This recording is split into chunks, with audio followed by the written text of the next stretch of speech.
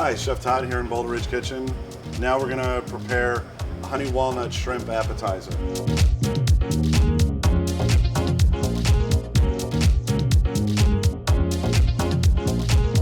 You'll see it a lot in Chinese restaurants. It's a very classic Chinese recipe, but it's really great made fresh at home. So what we've got is we've got some peeled, cleaned shrimp, raw. We're gonna make a quick tempura batter with egg whites and rice flour. We're gonna lightly fry the shrimp, and then we'll toss it in the sauce and complete the dish. We've put on some vegetable oil on the stove. We want to get that in the neighborhood of 350 degrees. Next, we're going to make our batter.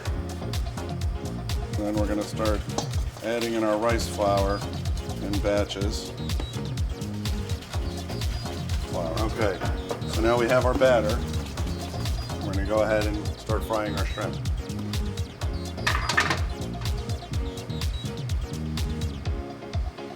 With each shrimp, you're going to want to dip it, wipe away the excess because we just want a nice thin layer. And then very carefully, you're going to add it into your oil.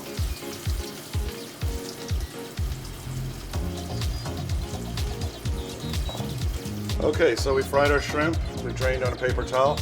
Now we're going to complete the dish by tossing it with the traditional sauce, as well as some candied walnuts and scallions.